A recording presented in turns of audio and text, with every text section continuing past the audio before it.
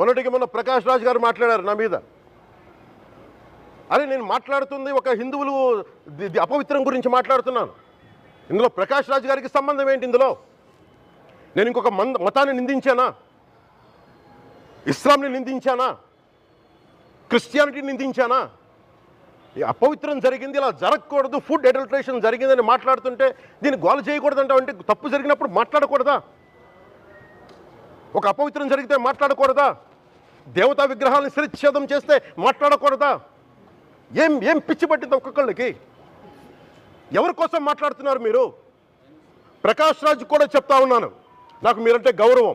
I have extreme respect for you. కానీ when it comes to secularism, Prakash Raj garu, it is a two-way, not one-way. I have extreme respect for you. You know that.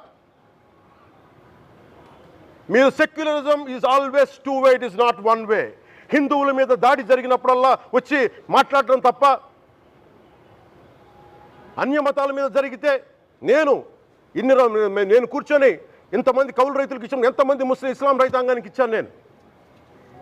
ఇదే ఎన్ని మద్రాసాలకి డబ్బులు ఇచ్చాను నేను, 25 లక్షలు 30 లక్షలు ఇచ్చాను, ఇచ్చినవాడిని నేను. నాకు అన్యమతం ఇస్లాం మీద గౌరవం ఉన్నవాడిని, క్రిస్టియానిటీ మీద గౌరవం ఉన్నవాడిని, చిన్నప్పటి నుంచి కూర్చొని మిషనరీ స్కూల్లో చదువుకున్నవాడిని.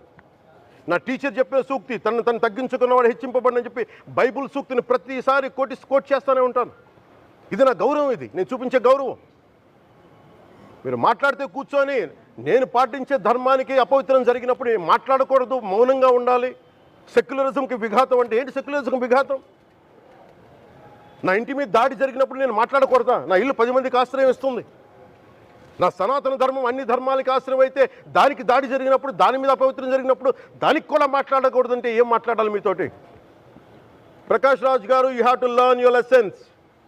I respect you.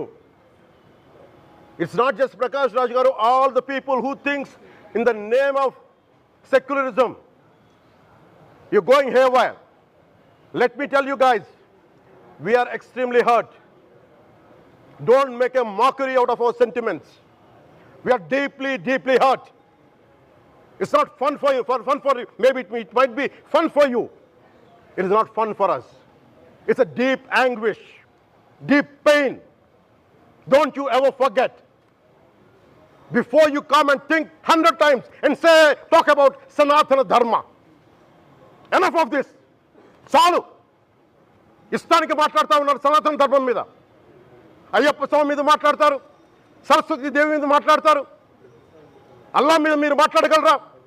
మహమ్మద్ ప్రవక్త మీద మీరు మాట్లాడగలరా? జీసస్ మీద మీరు మాట్లాడగలరా?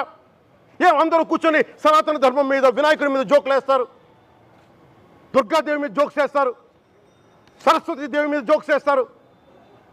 మా మనోభావాలు గాయపడవా? మాకు బాధ ఉండదా? అందుకే నేను ప్రతిపాదించింది ఏంటంటే ప్రతి దానికి రావలేకపోతున్నాం. సనాతన ధర్మ రక్షణ board is order of the day. ప్రతిసారి కూర్చోబెట్టి మేము డిఫెండ్ చేసుకోలేం. ఇది ప్రతి సగటు. ఈ వీడియో కనుక మీకు నచ్చినట్లయితే లైక్ చేయండి, షేర్ చేయండి, సబ్స్క్రైబ్ కండి. చూస్తూనే ఉండండి వన్ వే న్యూస్.